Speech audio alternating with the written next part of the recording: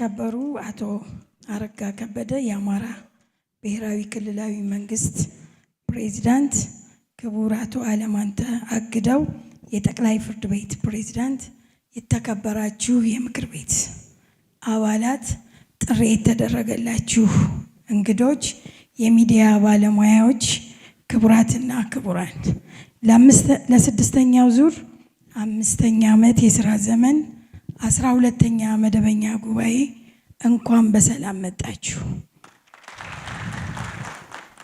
7ኛው ዙር ሀገራዊና ክልላዊ ምርጫ በተደረገበት ማግስት እንዲሁም ሁሉም ኢትዮጵያውያን ለዘመናት ባጋጠሙን እና እያጋጠሙን ባሉ ችግሮች ለመፍታት እና የወደፊት ኢትዮጵያን ለትውልድ ምቹ ለማድረግ እየተመከረ ባለበት ወቅት የሚደረግ ጉባኤ በመሆኑ ልዩ ያደርገዋል።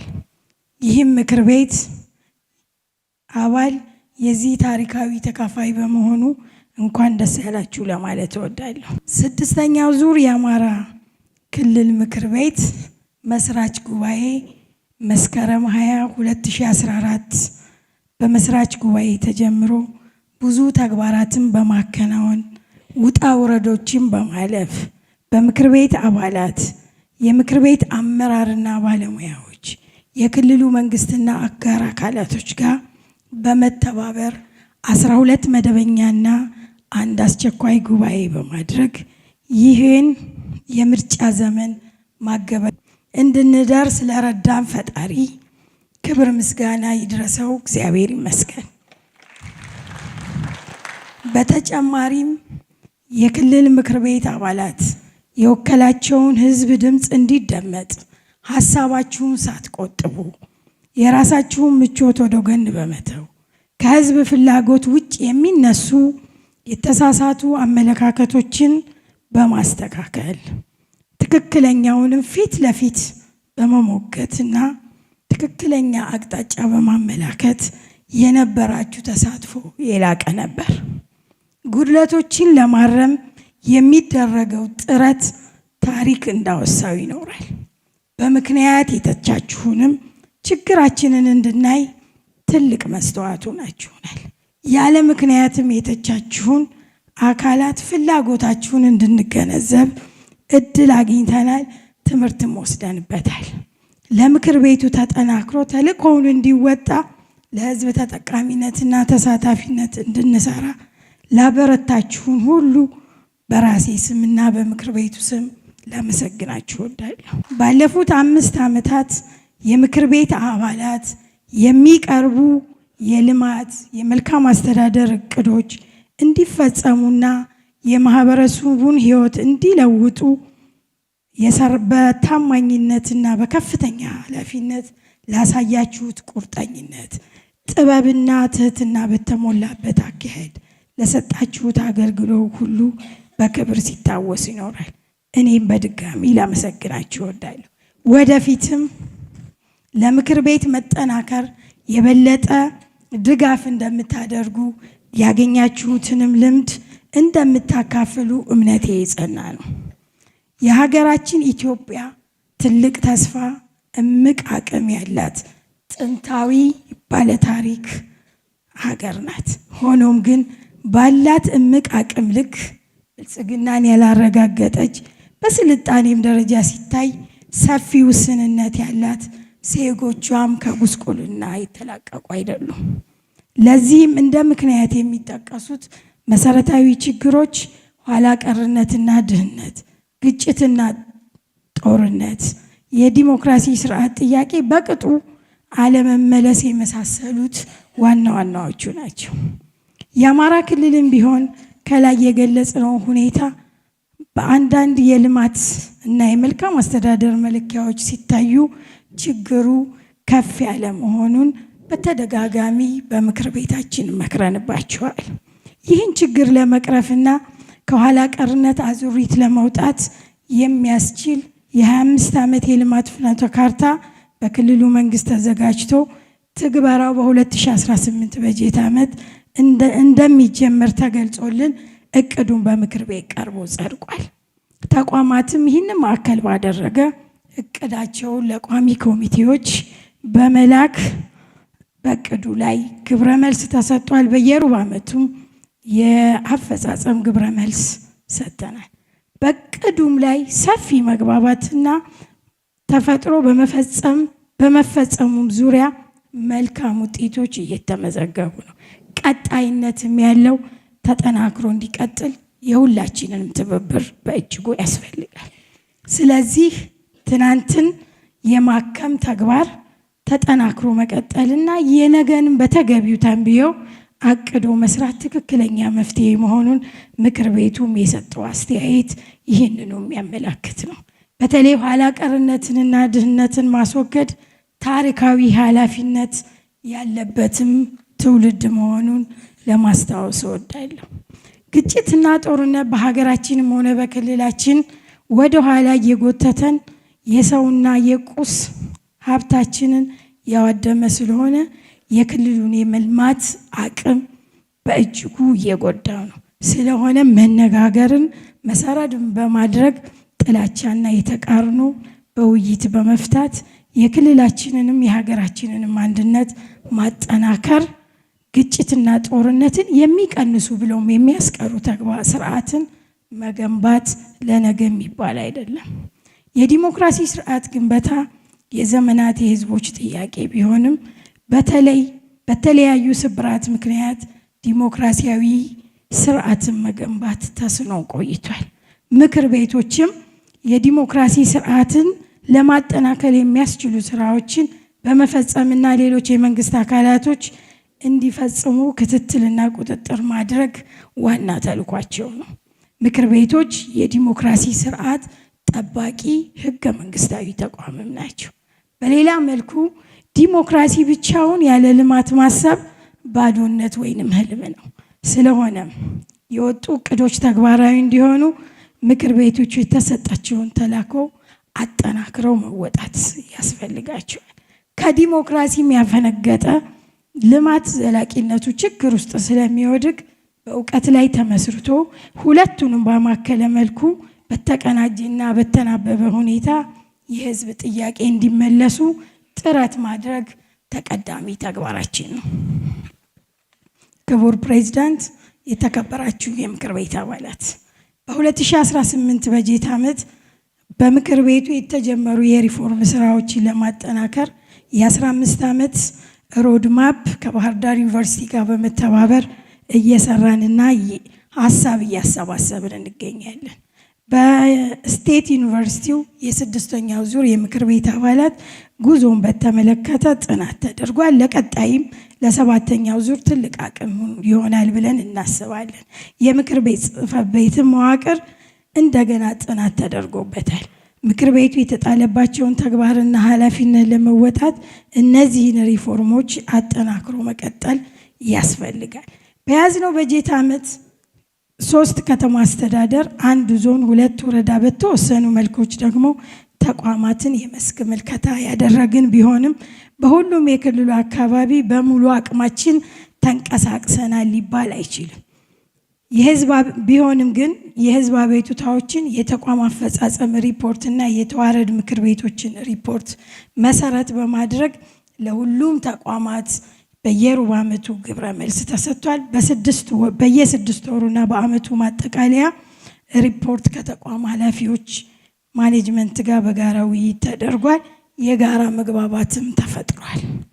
ተከበሩ ፕሬዝዳንት፣ የተከበራችሁ የምክር ቤት አባላት፣ በቀጣይ በሰባተኛው ዙር ምክር ቤት በዚህ የምክር ቤት ዘመን ያልተጠናከሩ የተጀመሩ ሊሰሩ የሚገባቸው ተግባራቶች ይኖሩናል። የተጀመረ የህግ ማስከበር ተግባራት ጎን ለጎን በንግግርና በድርድር በማጠናከር ዘላቂ ሰላምን ማረጋገጥ በእጅጉ ያስፈልጋል።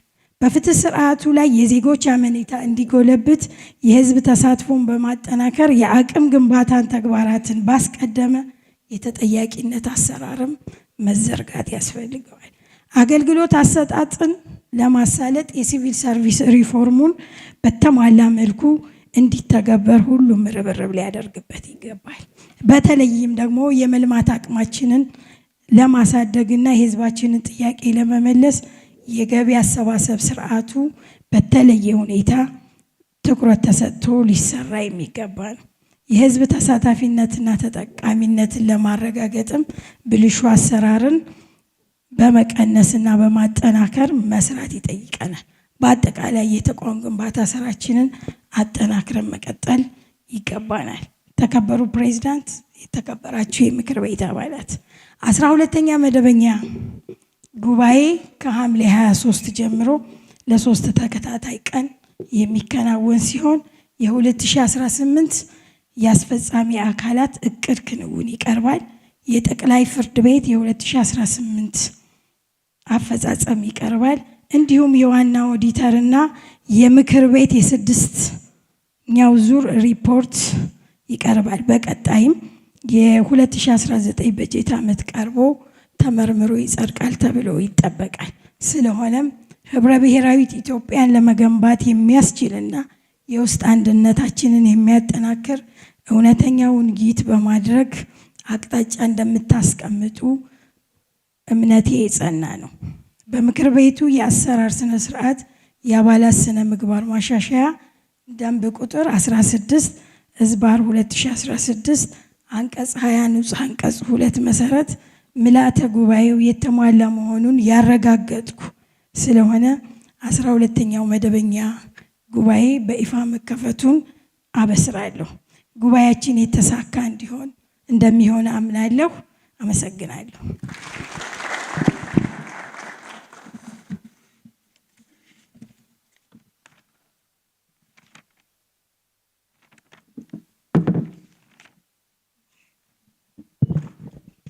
ስድስተኛ ዙር 5ኛ ዓመት የስራ ዘመን 12ኛ መደበኛ ጉባኤ በይፋ ተጀምሯል።